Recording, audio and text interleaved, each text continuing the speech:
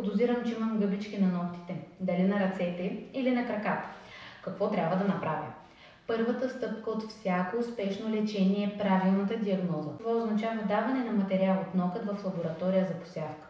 По този начин ние изясняваме има ли или няма гъбичка и ако да, кой е точният причинител. Втората стъпка е тук при нас в iClinic, където ще проведем вашата лазерна терапия и ще уточним кой е най-добрият лекарствен подход спрямо конкретният причинител при вас.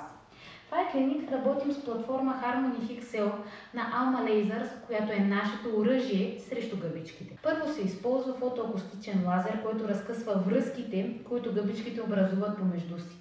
На втория етап използваме Long Pulse як лазер, който третира ногтите топлинно, като изгаря фрагментираните гъбички. Процедурата не е болезнена. Прави се през интервали от 2-3 седмици, като идвате за процедурата, ногтите трябва да бъдат изчистени от всякакъв лак. Дефинитивният край на вашето лечение настъпва, когато израсне изцяло здрава нокътна плочка. Това може да отнеме месеци заради бавния растеж на ногтите, особено тези на краката.